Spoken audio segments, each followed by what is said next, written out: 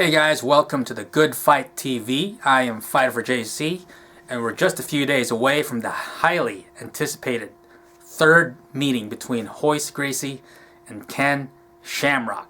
This is the fight that the world has been waiting for. Okay, not really, but still, I'm really intrigued about this matchup because these are two old guys who are considered by just about everyone to be the real pioneers of MMA. Now, what do these guys have to do to win? Let's start off with Royce Gracie. His advantages. He has less wear and tear than Ken Shamrock. He's been getting plenty of rest, all these years. Whether that's a good thing or bad thing, let's make that a good thing for the sake of this analysis. He has the height and reach. He has the superior jiu-jitsu skills, obviously, and he's very confident. And he's very composed when he fights. Disadvantages. One thing about Royce Gracie is he is a career cherry picker.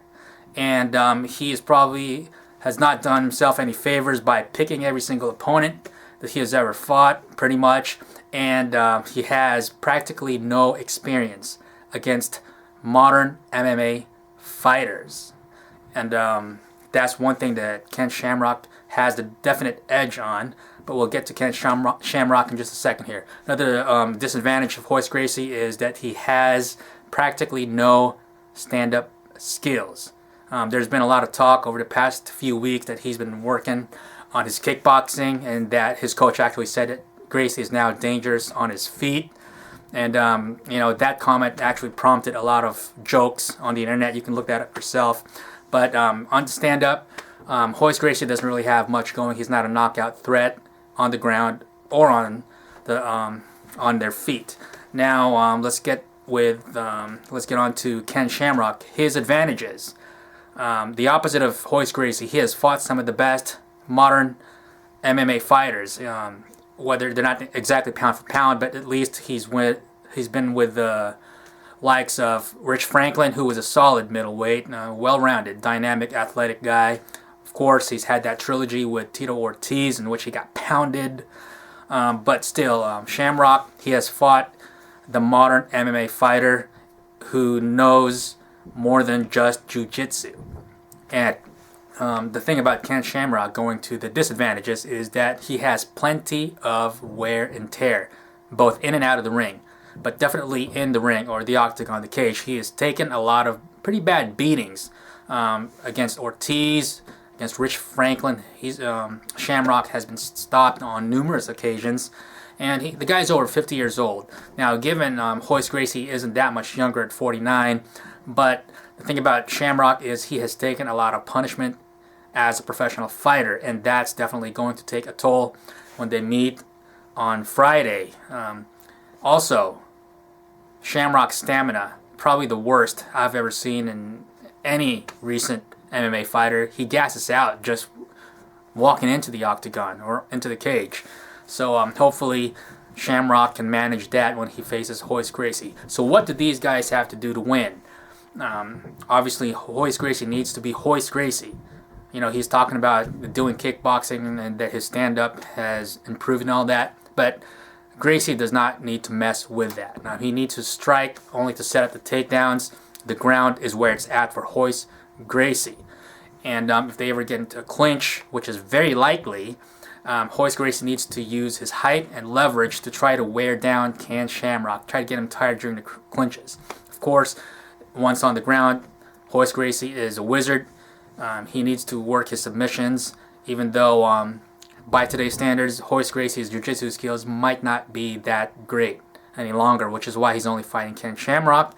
And I agree with Shamrock that the only reason Gracie fought him or agreed to fight him is because he looked pretty bad in his last fight against Kimbo. Now Shamrock, what does he need to do? He needs to keep this fight standing for as long as possible. He needs to test Royce Gracie's boxing skills.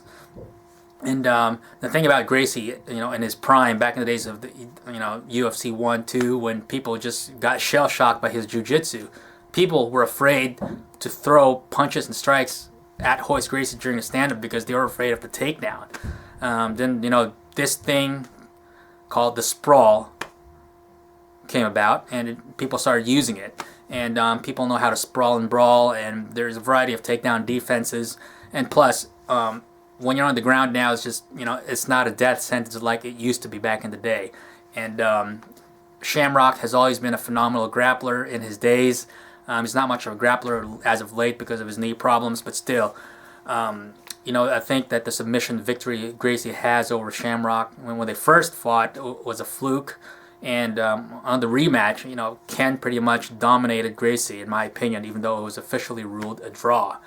So Shamrock needs to keep the fight standing, and I think he's capable of doing that. He can forget about the takedown. Gracie will be more than willing to get taken down by Shamrock.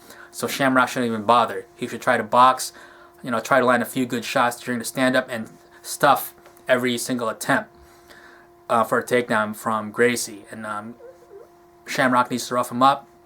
And like I mentioned already, Shamrock needs to watch his stamina and not go crazy and not gas out.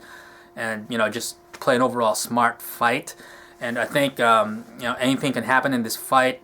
I think the biggest surprise, and I think secretly what Royce Gracie is going for, is a TKO win with strikes. And that'd be something to see, an actual knockout from Royce Gracie. And it's probably going to be the most embarrassing thing to happen to any fighter. Doesn't matter if it's Ken Shamrock, Kimbo Slice. If you get knocked out by Gracie, then, that's probably really, really pathetic. But, that's my analysis of this fight. Anybody's fight, I would give, I'm not even sure who to give the edge to, because on paper it seems that Gracie would have all the advantages, but he didn't look too hot himself against Matt Hughes. And, Shamrock isn't Matt Hughes, but at the same time, Royce Gracie is 10 years older than he was when he last fought, and Shamrock's been taking a beating, so who knows?